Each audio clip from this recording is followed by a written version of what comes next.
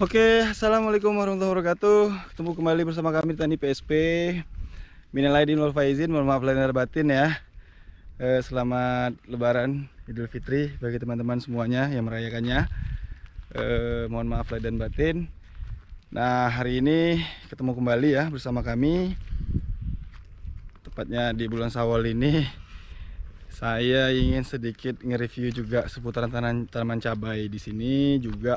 Seperti kemarin janji saya ya ke teman-teman, saya mau buatkan sedikit ulasan tentang bagaimana cara kami mengelola pertanian cabai ini, gitu loh. Mulai dari si pemodalan, terus pemupukan, pestisida, penjualan bagi hasilnya, atau hasilnya itu seperti apa, nanti akan saya ulas lengkap dalam video ini, oke ya. Oke, simak terus video ini sampai selesai.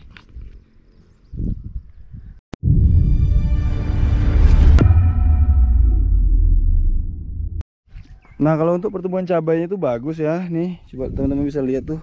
Buah-buahnya pun lebih bagus. Memang daun-daunnya agak kecil karena ini kita sudah ngejar buah atasnya.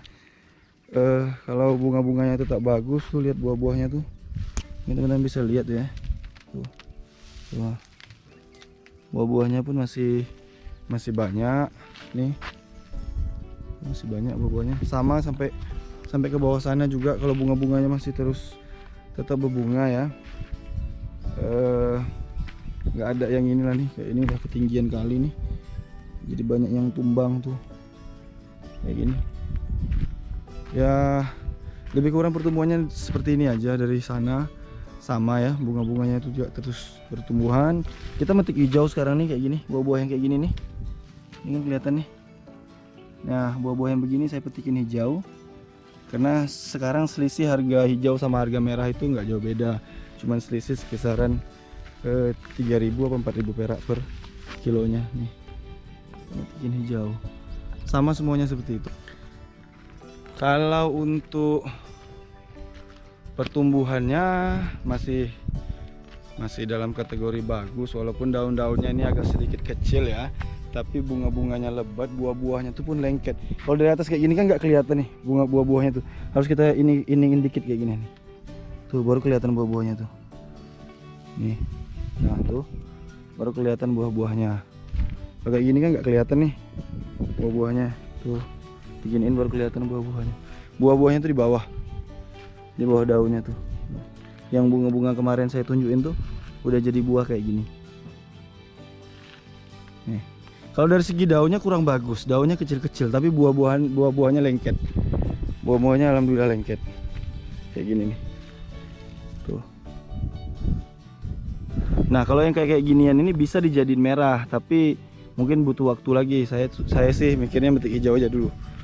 Kalau sambil manen nanti dapat merah ya alhamdulillah. Kalau seandainya enggak ya metik hijau nggak apa-apa. Lebih kurang pertumbuhan cabainya seperti itu. Di blok sebelah sini kan saya belum pernah ngajak teman-teman lihat tuh. Di paling atas ini, paling atas ini juga bagus tuh, bisa dilihat tuh ya tuh. Ini buah-buahnya juga alhamdulillah. Ini juga tuh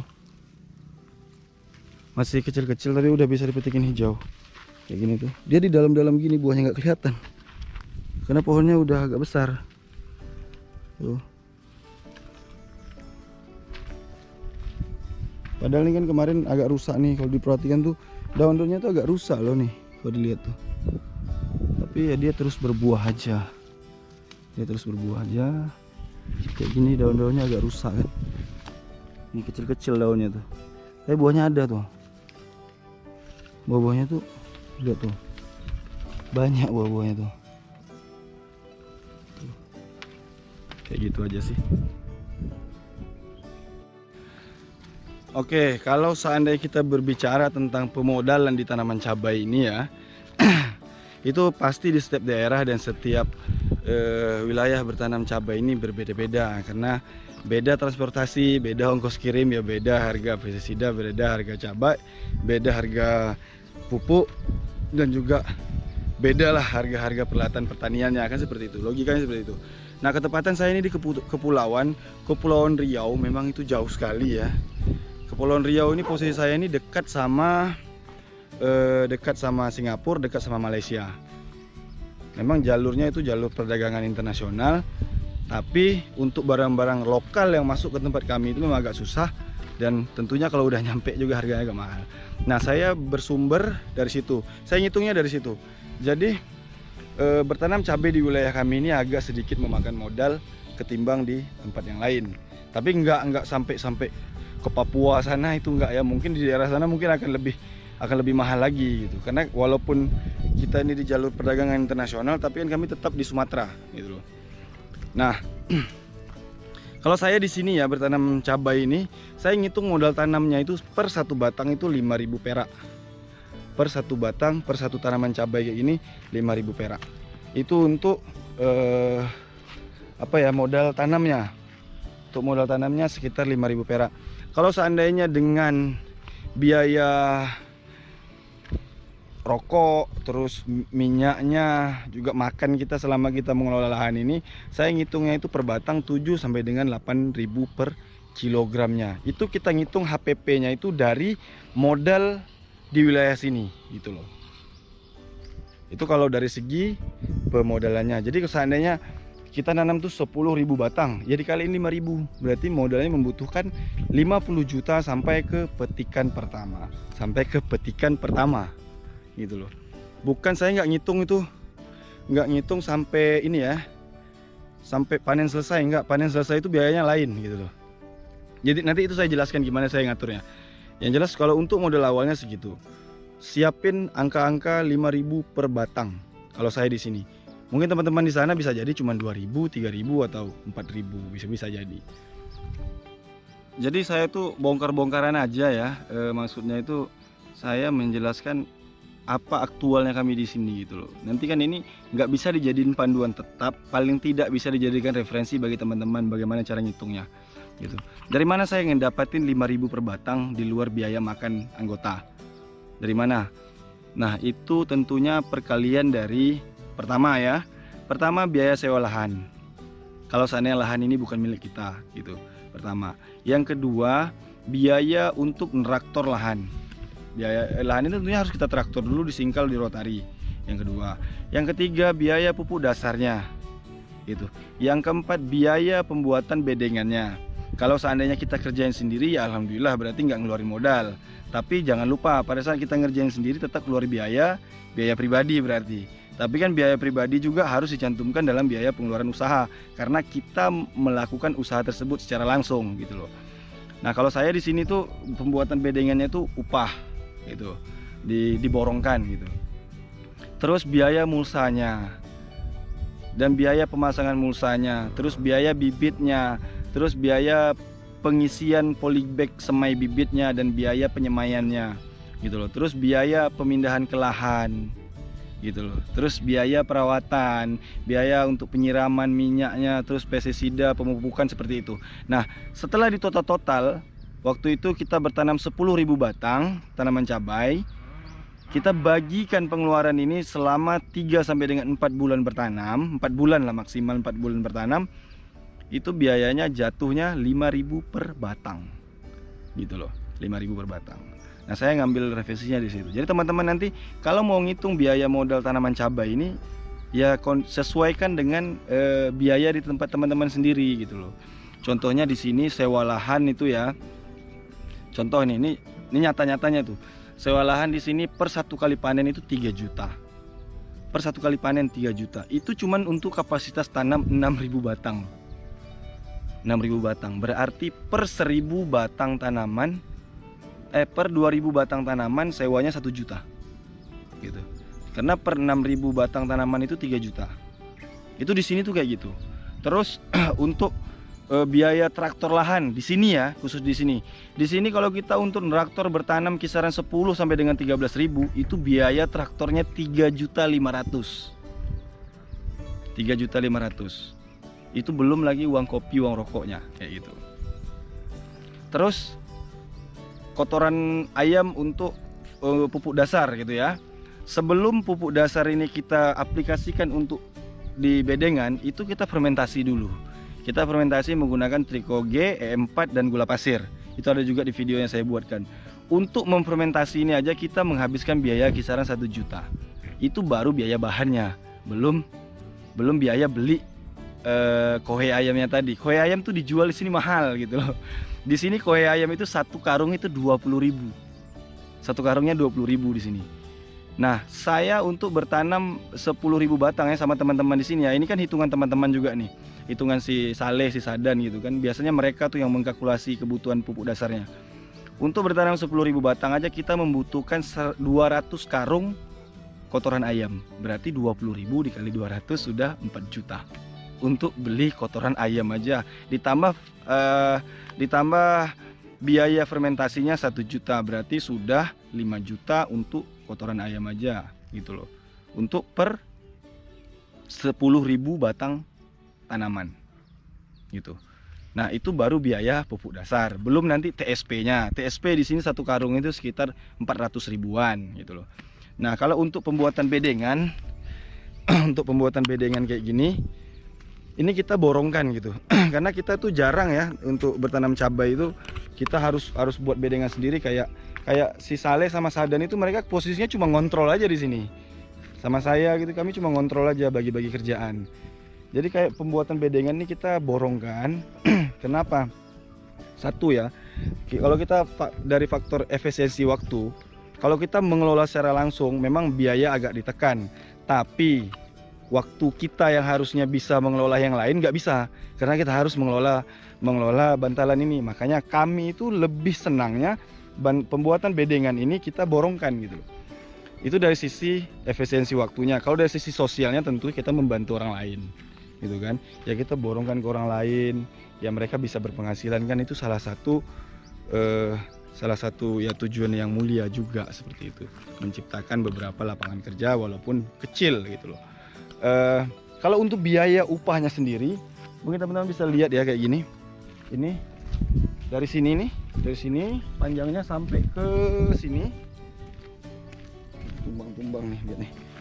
Sampai ke sini, panjangnya cuma sampai ke sini tuh. Itu satu bedengan sampai ke pemasangan mulsa kita hargai 30.000 sampai dengan 35.000 per bedengan. Jadi kalau teman-teman lihat tuh bedengan kayak gini gitu ya, panjangnya cuma dari sini sampai ke sana tuh, nih dari sini sampai ke sana, itu kita hargai 30.000 sampai dengan 35.000 per bedengan. Itu dia buat bantalan dasarnya juga. Terus yang nabur pupuk dasarnya bukan yang buat bantalan, bukan yang buat bedengan. Yang naburnya itu kita sendiri yang nabur gitu. Terus ditimbun, pemasangan mulsa itu termasuk dalam skupnya pemborong pembuat bedengan ini tadi gitu loh. Kenapa pupuk dasarnya kita tidak berikan kepada orang lain? Nah, ini teman-teman juga harus paham gitu loh. Ada beberapa aspek di pertanian cabai ini yang nggak bisa kita berikan ke orang gitu loh. Contoh di pupuk dasar. Nah, kalau di pembuatan bedengan ini kan kelihatan nih, kita mau tingginya tuh oke. Nih contoh nih ya, saya kasih contoh. Ini bedengannya, saya mau tinggi dari bawah sampai ke atas itu 15 cm atau 20 cm. Saya mau ini rata, lebarnya itu sekian. Ukuran-ukurannya udah kita kasih gitu loh. Udah kita kasih. Mereka cuman buat bedengan terus diratakan, dan lubang-lubang ini nih bukan mereka yang buat, kita buat sendiri. Karena jarak batang ke batang ini itu tergantung yang mengelola, bukan tergantung yang membuat bedengan ini gitu loh. Nah, setelah itu penaburan pupuk kandangnya itu kita nggak berikan kepada orang lain, kita harus nabur sendiri. Itu salah satu kuncinya. Kalau orang lain yang nabur, mereka nggak tahu takarannya, mereka nggak tahu kita tuh pengen banyak apa lebih.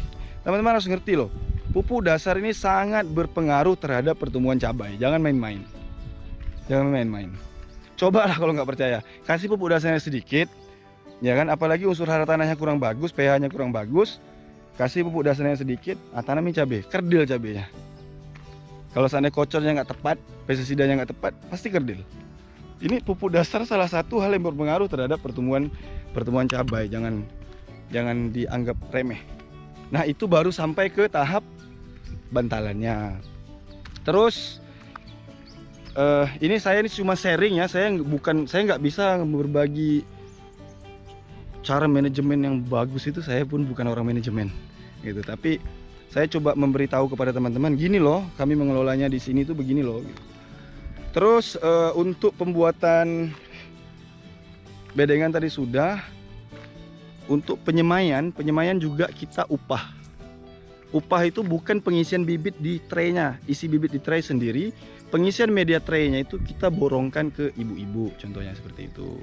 Contohnya untuk nyemai sebanyak 20.000 bag, kita kasih sekitar 1,5 juta sampai dengan 2 juta. Nah itu tadi sudah masalah bantalan, bedengan sudah, penyemaian juga sudah. Setelah disemai, setelah semua ditaburi pupuk dasar, ditutup mulsanya, mungkin teman-teman juga bisa cek di video saya. Khusus di lahan ini saya full buat videonya ya. Saya buatin full. Terus biaya apa lagi yang keluar di situ? Biaya perawatan cabai gitu. Nah, ini biaya perawatan cabai ini harus hati-hati loh. Harus bener hati-hati. Karena gini, saya tuh selalu menerima WhatsApp dari teman-teman. Mungkin saya di kolom komentar kurang aktif ya. Di WhatsApp teman-teman yang WhatsApp pribadi ke saya itu sering kali bicara sama saya, Bang, ini bagus nggak insektisida ini? Bagus nggak pupuk ini? Bagus nggak pupuk ini? Semua itu bagus, semuanya itu bagus. Nggak mungkin dong dari contohnya dari dari SNI sendiri lah itu ya, standar negara Indonesia atau apapun badan yang melisensikan pupuk dan pestisida ini, pasti kan mereka punya standar gitu. Nggak mungkin dong negara kita mengizinkan satu produk yang nggak ada untungnya bagi petani, yang nggak ada manfaatnya bagi petani. Pasti ada kan. Nah dari sini kita harus benar-benar ngerti juga gitu. Nggak semua pestisida itu bisa kita gunakan di tanaman cabai gitu loh. Mungkin aduh capek saya tuh dari bawah ke atas tuh capek. Kalau duduk aja saya tuh nggak ada bahan, bingung. Jadi kebanyakan teman-teman tuh ada nanya ke saya juga gitu kan, Bang, pestisida merek ini bagus nggak? Pupuk merek ini bagus nggak? Saya tuh pakainya ini CNG contohnya, Cantik, Tawon, NPK, Boron, bisa nggak? Bisa-bisa aja. Siapa bilang nggak bisa? Bisa-bisa aja, sah-sah aja itu. Saya nggak bisa memberi satu standar, oh ini harus pakai ini, harus pakai ini, nggak bisa. Karena kan ya di setiap tempat tuh berbeda-beda. Nah ini sangat berhubungan dengan HPP gitu loh. Dengan maksudnya dengan biaya produksinya itu sangat berhubungan. Kalau kita pengen tanaman cabai kita bagus, terus kita terlalu boros di pupuk, terlalu boros di pestisida, ya nggak bisa juga gitu loh. Semuanya kan harus serba irit gitu. Ya konsep ekonomi kan sekecil-kecilnya pendapatan, sekecil-kecilnya pengeluaran, sebesar-besarnya pendapatan, kayak gitu. Bukan berarti kita biarin aja dia tumbuh kayak gitu, enggak juga gitu. Tapi efisiensi, kita harus benar-benar mengatur pengeluaran dari segi pestisida dan pupuk ini secara efisien. Itu yang saya maksud. Maksudnya begini, contoh, saya nggak berani banding-bandingin produk orang ya. Contohlah ada satu produk A dan B yang bahan aktifnya sama. Contoh di abamectin, ya, abamectin dalam golongan avermectin yang cara kerjanya untuk melumpuhkan sel, untuk melumpuhkan pengganggu tadi ya. Jadi di bahan aktif abamectin ini terdapat banyak sekali merek insektisida gitu. Contoh merek A, merek B, merek C. Abamectinnya itu semuanya sama-sama, katakanlah 10% abamectinnya, atau 80%, katakanlah 10% lah, 10% abamectinnya. Merek A dibanderol dengan harga 80.000, merek B 120.000, merek C 200.000 contohnya. Kita malah milih yang 200.000 karena menurut kita yang lebih mahal itu lebih bagus. Enggak, itu tidak menjamin. Saya sudah sering kayak gitu dulu, beli yang mahal, ini pasti bagus. Enggak kayak gitu. Yang penting bahan aktifnya itu jelas, dia nggak expired. Terus bahan aktif yang kita gunakan ini memang khusus buat hama yang mau kita lumpuhkan tadi, udah aplikasikan gitu. Nggak perlu kita ngikut-ngikut orang, ini pakai merek ini, merek ini, merek ini. Merek itu nggak begitu berpengaruh, namanya merek gitu loh. Yang penting kandungan di dalam racun ini sendiri, bahan aktifnya itu berapa persen, kadar airnya itu berapa persen, contohnya dia ini formulasinya itu apa gitu, suspensinya itu apa, itu aja yang perlu kita pahami gitu loh. Nggak perlu melulu pakai yang mahal-mahal. Kalau saya beda-bedain produk ini nanti saya kena marah sama yang punya brand gitu kan. Tapi memang setiap produk itu ada kelebihan dan ada kekurangannya masing-masing. Tapi tujuannya itu tetap sama. Nah dari sini kita sebagai petani, apalagi yang namanya petani cabai ini ya, pengeluarannya itu luar biasa sekali.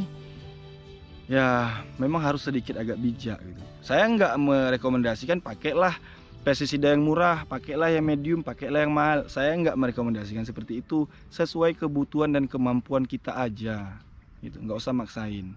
Contoh ya, harga cabai hari ini di sini 40.000 1 kilo yang merah, 35.000 yang hijau. Itu di sini hari ini, per hari ini. Sementara harga pestisida itu nggak pernah turun loh teman-teman. Harga pupuk tuh nggak pernah turun. Hari ini 40.000 1 kilo, besok 1 minggu lagi bisa jadi 20.000, bisa jadi 15.000, bisa jadi 10.000 gitu.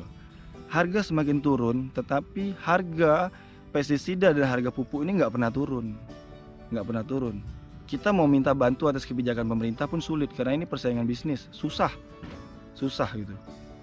Jadi kita harus pintar-pintar gitu. Kita harus pintar-pintar dalam artian saya nggak perlu deh pakai produk yang berlebihan gitu juga. Kayak pupuk juga. Kenapa saya selalu sarankan teman-teman, coba pakai MPK aja sama boron aja. Kenapa saya tuh ngajarin yang irit-irit gitu.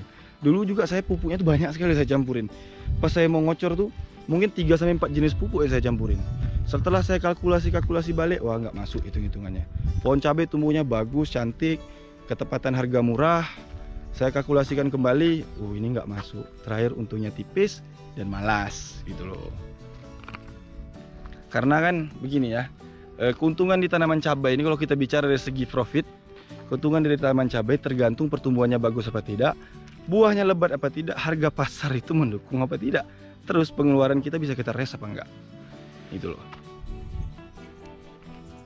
Nah kalau tadi itu saya bicara masalah pupuk dan pestisida, lebih kurang saya mengaturnya seperti itu ya. Saya selalu menyesuaikan diri dengan kebutuhan yang ada di tanaman kami, seperti itu.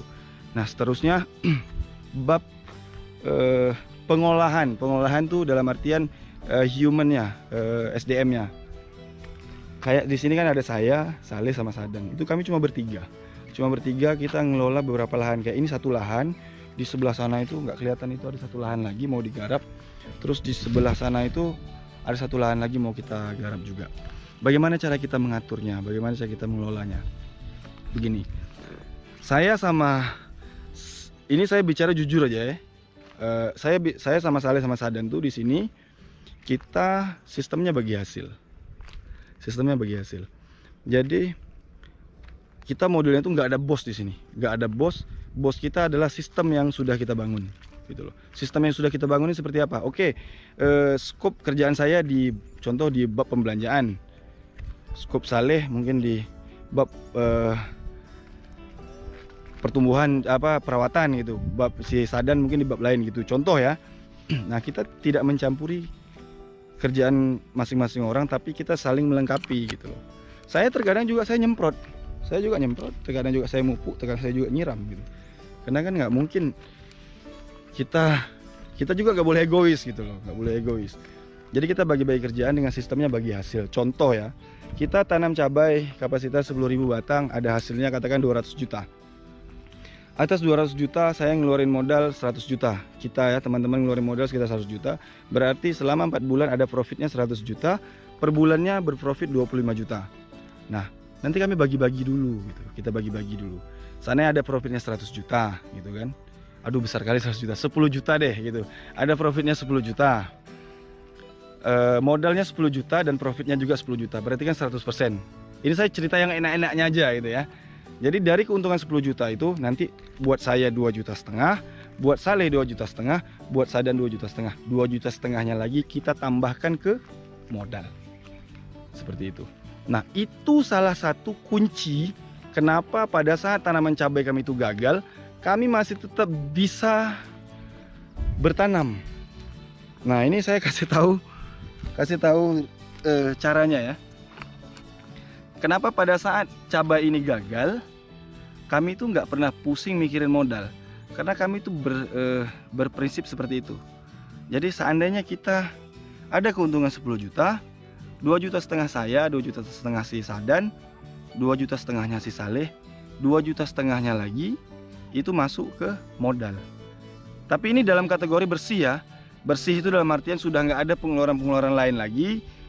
Contohnya sudah kita bayarin semua hak orang, sudah kita bayarin, zakatnya juga 2,5% zakatnya sudah kita keluarkan gitu kan. Bersihlah keuntungannya 10 juta. Itu yang kita bagi-bagikan. Nah, dibagi 4 berarti. Kita sistemnya itu dibagi 4. Bagi 4. Yang 3-nya untuk orangnya, untuk kami-kaminya gitu. Yang 1-nya untuk modal. Contoh modal kita keluarkan hari ini 10 juta untuk satu lahan ini. Jadi kita wajib mengembalikan modal itu bukan 10 juta. Tapi 12,5 juta gitu. Kita selalu menambahkan 25% dari modal untuk ditop up ke modal ke depan agar modal ini ada kenaikan seperti itu. Jadi seandainya pertama kali kita buka lahan modal kita 10 juta. Setelah panen modal itu harus jadi 12,5 juta. Kebun kedua, kebun pertama. Kebun kedua kita buka lagi, kita tanam modal 10 juta. Keluar modal 10 juta berarti 2,5 juta itu masih kita save gitu kan, masih kita save. Nah, tetap kita ngitungnya itu 12,5 juta gitu loh.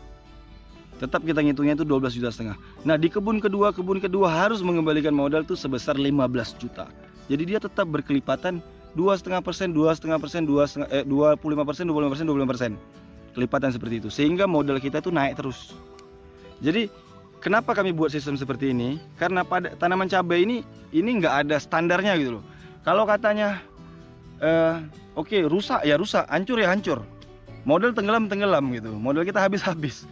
Tapi kalau kita membiasakan dengan sistem penggadaan modal dalam setiap hasil cabai yang kita panen, seandainya lah satu lahan ini hancur, udah kita masih santai, kita masih ada saldo kok buat nanam ke depannya, kayak gitu. Lebih kurang tuh seperti itu, kita ngelola modalnya seperti itu. Kira-kira ngerti ya teman-teman ya. Kalau nanti kurang ngerti mungkin bisa japri saya di WhatsApp juga kan, atau di Instagram, nanti saya bisa jelaskan. Dalam video ini saya nggak buatkan secara detail, saya cuman buatkan secara garis besarnya aja. Nanti tergantung request dari teman-teman. Teman-teman pengen saya jabarkan itu di poin yang bagian mana, saya akan jabarkan secara jelas. Contoh di manajemen lahan saya akan buatkan secara jelas, manajemen tanaman buatkan secara jelas, manajemen penjualan buatkan secara jelas, manajemen pembagiannya juga saya buatkan secara jelas, bisa.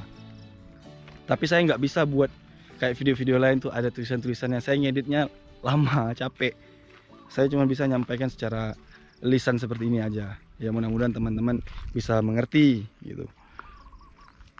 Kalau sistem bagi hasil kami tadi seperti itu ya. Terus ini mungkin udah 20 menitan nih durasinya nih. Dari sisi penjualan, nah masuk lagi ke sisi penjualan. Kalau dari sisi penjualan ini agak sulit saya mau jelasin. Kadang saya pun sakit juga hati saya melihat kadang berita-berita di Jawa harga cabai 5.000 perak, terus 10.000 perak, 8.000 perak. Petani mau makan apa gitu. Tapi mungkin daerah Jawa sana pestisidanya murah, mungkin pupuknya murah, mungkin bisa jadi. Tapi kalau harganya cuma 5.000, 10.000, walaupun pestisidanya murah, pupuknya murah juga, tetap bagi saya itu nggak masuk gitu. Tetap nggak masuk. Tapi ya itu tadi hebatnya seorang petani, harganya murah pun mereka tetap bertanam, luar biasa. Itu satu kebanggaan yang luar biasa yang bisa saya contoh gitu. Sekarang gini, masalah harga jual ini ya, saya itu paling nggak suka sama tengkulak. Jujur aja, saya paling nggak suka karena mereka yang mencoba ngatur harga pasar. Kalau saya di sini karena tempat saya ini kecil, penduduk kita di sini cuma sekitar 300.000 penduduk, nggak cuma sebesar satu kabupaten aja gitu kan. Jadi saya tuh nggak jarang ngelempar hasil panen saya itu ke tengkulak. Justru saya tuh langsung nyasar ke pasar-pasarnya, gitu. Ke pedagang-pedagangnya langsung saya sasar gitu. Saya deal-dealan sama pedagang-pedagangnya nih. Oke bu, berapa harga cabai di sekarang pasarannya gitu? 50.000 pak. Oke, saya kasih 40.000 deh gitu. 1 kilo. 10.000 ibu ambil untung ya gitu. Saya selalu kayak gitu. Kalau tengkulak kan susah. Oh nggak bisa gitu katanya kan. Harganya itu 30.000 aja saya bisa ngambil. Padahal pasar 50.000. Kenapa ya? Karena dia mau ambil untung lagi 10.000, baru pasar ngambil untung lagi 10.000. Nah, jadi kalau kita tetap bertahan dalam posisi yang seperti ini, yang kaya ya pengepulnya gitu loh. Yang beresiko siapa? Yang orang pasarnya. Kenapa saya bilang kalau cabainya busuk resikonya di dia gitu. Yang Dibodoh-bodohi siapa ya? Kita petaninya. Seharusnya kita petani lah yang harus menentukan harga jual, gitu loh. Karena kita yang ngerawat, kita yang tahu kok keluar modalnya berapa dari awal sampai akhir, gitu kan? Kenapa orang lain pula yang harus menentuin harga? Harusnya kita sendiri yang harus menentukan harga, gitu. Tetapi kan ini agak sulit. Buat nyampe ke tahap itu mungkin butuh proses dan butuh waktu. Kalau saya di sini, saya nggak ke pengepul, saya langsung nyasar ke pasar-pasar. Biar ngedapat sedikit selisih harga yang agak bagus. Kenapa? Selisih harga yang agak bagus itu, kalau ada selisih harganya, saya bisa nutup biaya minimal biaya upah petiknya gitu. Oh ya lupa, untuk biaya upah petiknya itu kami di sini tuh per 1 kilo upah petiknya itu 2.000 sampai dengan 2.500 tergantung harga. Kalau harganya bagus ya 2.500. Kalau harganya kurang bagus ya 2.000 per kilonya untuk upah petiknya, seperti itu. Itu untuk upah petiknya aja. Untuk makan, rokok, minum semuanya kita tanggung. Nah, jadi ringkasnya tadi seperti itu. Kalau untuk saya teman-teman di sini ya, semuanya biaya makan kami, rokok kami, minyak, pulsa, paket, data internet, semuanya itu kami bebankan ke dalam biaya pengeluaran kebun. Selagi kita masih mengelola gitu. Kayak saya, Saleh, Sadan itu kayak makan kami di kebun, saya makan di kebun, terus rokoknya, bensinnya itu kita masukkan semuanya dalam pengeluaran kebun. Makanya saya ngitungnya itu kalau biaya-biaya ini tadi ditambahkan 7.000 per batang. Tapi kalau biaya-biaya ini tadi nggak ditambahkan, ditanggung masing-masing orang, itu cuma 5.000 satu batang. Itu untuk di tempat saya. Harusnya di tempat saya ini sudah termasuk kategori mahal. Harusnya di daerah Jawa atau daerah daratan itu lebih murah, karena mungkin dari segi ekspedisinya untuk pendistribusian pupuk dan pestisida dan alat pertanian ini harusnya lebih murah. Karena kami ini kepulauan, harus pakai kapal lagi, sulit betul kalau dari sini. Dari sini itu dari Jakarta harus ke Batam dulu. Dari Batam harus baru berangkat lagi ke tempat kami pakai kapal. Kalau enggak dari Jakarta ke Pekanbaru dulu. Dari Pekanbaru baru berangkat lagi ke tempat kami pakai kapal. Makanya jalurnya agak panjang, makanya biayanya itu agak naik. Seperti itu. Ya mudah-mudahan teman-teman bisa mengerti ya. Saya pun nggak ngerti nih yang saya sampaikan ini apa gitu, dari tadi ngoceh-ngoceh aja. Istilah katanya itu saya tuh nggak mau yang terlalu ini loh, nggak mau yang terlalu kaku, nggak mau terlalu ini sistemnya tuh begini, ini kali ini tambah ini, itu semuanya udah bisa, itu udah mahir ya. Tinggal yang jelasnya di pertanian cabai ini sama dengan usaha-usaha yang lainnya, tekanlah sedikit cost, tapi bukan benar-benar menekan ya. Kalau seandainya itu harus dikeluarkan ya harus dikeluarkan, tapi bijak lah, harus ya yang seimbang-imbang aja gitu. Jangan dipaksa-paksain kali.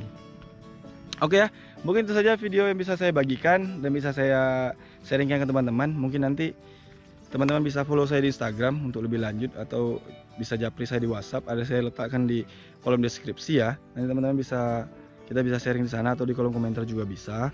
Nanti ke depan mau video apa yang saya buatkan, teman-teman bisa request. Insya Allah akan saya buatkan. Oke, mohon maaf lahir batin. Assalamualaikum warahmatullahi wabarakatuh. Sampai ketemu di video selanjutnya.